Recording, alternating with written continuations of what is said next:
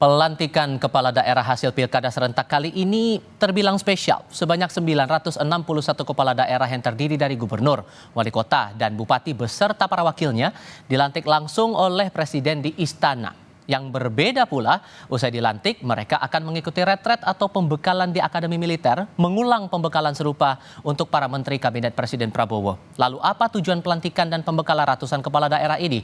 Apakah sekadar seremoni atau punya target kinerja yang terang? Kami diskusikan bersama staf khusus Mendagri Bidang Politik dan Media Castorio Sinaga. Bergabung juga bersama kami ahli hukum tata negara yang juga peneliti Posdem Ferry Amsari dan Masinton Pasaribu, Bupati Tapanuli Tengah Sumatera Utara yang juga politisi PDI Perjuangan. Selamat sore semuanya, apa kabar? Ya, selamat sore. Terima kasih semuanya sudah bergabung. Saya mau nanya langsung pertama ke peserta retretnya dulu, Bang Masinton. Untuk besok hari, saya dengar kalau dari beberapa kepala daerah di istana sempat mengakui untuk akomodasi menuju ke area Akmil ini ditanggung sendiri, betul? Ya, betul. Jadi kita berangkat secara sendiri-sendiri, swadaya, dan kita ya disuruh mempersiapkan seluruh pakaian dan peralatan di sana. Oke. Kalau abang sendiri ini berangkatnya gimana buat besok? Buat besok itu saya sudah janjian sama abang anda saya, Pak Bupati Lahat, senior saya Bang Bursa Jarnubi. Kami naik mobil ke sana. Nanti rencananya subuh. Oh, dari mana? Dari Jakarta tuh berangkatnya jalur darat? Iya, Jakarta jalur darat, naik mobil, ya bareng-bareng nanti kita sembari jalan lah. Nanti karena kita perkirakan siang udah nyampe di Magelang, jadi nanti bisa langsung registrasi. Ongkosnya berapa tuh, Bang? Kalau darat bareng-bareng kan, ya nggak malam-malamat lah kalau darat kan. Tinggal beli bahan bakar aja kita sama persiapan makan di jalan. Kenapa saya harus tanyakan ini? Karena kan Ketua DPP Abang nih, Pak Komarudin Watubun juga bilang ini kontradiktif dengan semangat pemerintah dalam upaya efisiensi anggaran. Sebagai kader PDI Perjuangan juga melihatnya begitu nggak? Ya kalau kan itu dalam rangka fungsi pengawasan anggota DPR RI. Nah kalau saya sih sebenarnya ya kami ini kan Saminawa Atona lah. Dengan program yang sudah diagendakan oleh pemerintah ya dalam hal ini Mendagri. Nah tentu ya kami Saminawa Atona dengan itu. Cuman memang ini durasi waktunya yang relatif cukup panjang. Oke. Yang menurut kami ya 3 hari harusnya sudah bisa itu harusnya. Oke, anggaran 13,2 M untuk retret ini Pak Kasto sesungguhnya dipakai untuk apa-apa aja Pak? Terima kasih sudah diundang di acara ini. Dan pertama-tama saya ucapkan dulu kepada seluruh kepala daerah yang baru dilantik tadi 503 daerah di istana tadi. Dan khususnya juga pada Lai Masinton selamat bertugas dan selamat dilantik. Ya. Siap, Abang Anda. Ya, dan ya dari sisi anggaran sebenarnya ini sangat efisien Pak. Jadi pertama mengapa memang pembekalan atau orientasi kepala daerah ini adalah amanat undang-undang, yaitu Undang-Undang 23 tahun 2014 yang diturunkan ke peraturan pemerintah nomor 12 tahun 2017, khususnya pasal 3 ayat 8. Di sana sangat begitu manifest dikatakan bahwa Kemendagri dalam hal ini adalah koordinator pengawas dan pembina umum ya kepala daerah menyelenggarakan pembinaan melalui fasilitasi ya dan kedua juga melalui pendidikan dan latihan. Yeah. Maka program ini sebenarnya adalah program yang rutin di Kemendagri ketika pilkada selesai. Nah, mengapa saya katakan efisien bahkan super efisien ya biasanya program ini dilakukan 2 minggu ya dan dilakukan juga oleh lembaga lain dalam hal ini Lemhanas yang berdurasi 1 bulan. Maka dalam kesempatan kali ini retret Magelang ini kita combine, kita gabungkan, kita sinergikan antara Kemendagri dan Lemhanas menjadi hanya 1 minggu 7 hari ya. Dan lalu dengan demikian ya kita menghemat waktu, menghemat anggaran dan juga menghemat tenaga tentunya. Karena ini perintah undang-undang dan biayanya ditanggung semua oleh Kemendagri, yaitu 13,2 miliar, yaitu dari anggaran APBN, dan ini mencakup adalah biaya penyelenggaraan, akomodasi, konsumsi. Peserta itu, yaitu Bapak Kepala Daerah, Bapak Ibu Kepala Daerah, itu menanggung transportasi saja dan pakaian dan peralatan. Oke. Intinya dirapel begitu. Nah, menurut Bang Ferry, alasan-alasan yang sudah dibuat dan kemudian penerapan persiapan yang dilakukan oleh pemerintah untuk retret ini cukup beralasan atau tidak? Tapi jawabnya nanti ya Bang ya, kita bahas di segmen berikutnya, usai jeda berikut. Menurut Bang Ferry, alasan dibuatnya retret untuk kepala daerah ini cukup beralasan tidak Bang Ferry? Ya, kalau kita memperhatikan undang-undang pemerintahan daerah ya di pasal 373, 374, 375 dan seterusnya, kan memang ada fungsi pemerintahan pusat ya untuk melakukan pembinaan dan pendidikan bagi pemerintah daerah. Nah, materinya itu kan bisa umum dan khusus ya, yang semuanya itu bicara soal bagaimana tata kelola pemerintahan di daerah dan relasi kinerja antara pemerintah pusat dan antar daerah. Nah, sayangnya saya tidak melihat ada semangat konsep pelatihan, pembinaan, dan pendidikan yang digagas oleh Undang-Undang Pemda di sana.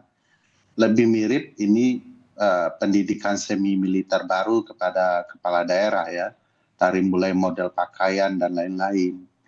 Dan saya tidak yakin juga dalam hitungan beberapa hari pembinaan, kesehatan, dan lain-lain yang sifatnya seperti semi militer itu akan membantu kepala daerah. Karena memang bukan itu tujuan dan tugas kepala daerah. Yang kedua juga perlu diperhatikan dengan gagasan efisiensi anggaran. Kalaulah kemudian konsepnya diperbaiki jauh lebih dari sekedar mencoba mengumpulkan kepala daerah sebanyak-banyaknya dengan berbagai jenis pelatihan dan gaya semi militer itu, ada baiknya memang diefisienkan berdasarkan provinsi, di mana relasi pemerintah daerah dengan provinsi, dalam hal ini kabupaten, kota, dan provinsi, juga tidak terputus. Konsep pelantikan kemarin saja, hari ini saja sebenarnya memutus relasi pemerintah provinsi dan kabupaten dan kota ya. Sehingga menurut Anda desentralisasi itu tidak terbentuk justru? Betul, jadi harusnya memang pemerintah pusat membuka ruang juga. Nah, belum lagi biaya ya, dengan gagasan menghemat di berbagai sektor, kan hal ini bisa diperketat, ini bisa bahkan diabaikan konsep ini, karena memang ada mekanisme Zoom ya, Bang Masinton di Tapanuli itu bisa diskusi dengan teman-teman di Kementerian Daerah soal bagaimana ya, tentu sebagai kepala daerah baru, beliau perlu diberikan gambaran kerja-kerja dan relasi antara pemerintah pusat dan daerah, sehingga ya tidak betul-betul beliau nanti terkejut ya. Bagaimanapun sehebat apapun orang, kalau sudah hari pertama itu, ya dia akan mengalami shocking juga ya. Tiba-tiba semua orang yang mencoba memberi gagasan juga akan mengalami kebingungan juga di hari pertama. Sehingga kurang lebih tujuannya untuk membantu kepala daerah baru untuk sesegera mungkin adjust dengan situasi.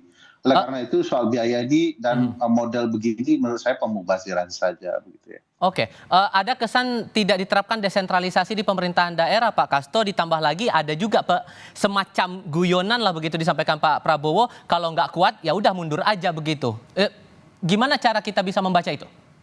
Ya, memang itu guyonan tapi juga memang berisi suatu semacam informasi ya. Mengapa? Karena memang dari segi rundown acara itu sangat padat sekali ya. Materinya, kurikulumnya kita siapkan dimulai jam 5.30 pagi subuh, terakhir di 21 jam 9 malam. Ini terus 7 hari dengan istirahat 2 kali siang dan maghrib ya. Nah, materi juga kurikulumnya ini seperti saya katakan saya tadi kepada Mas Ferry, ini tidak ada kurikulum administratif di sini. Yang ada adalah 6 bidang. Satu adalah bidang untuk mengenali tugas, fungsi, dan seluk-beluk tentang pemerintahan daerah sebagai kepala daerah.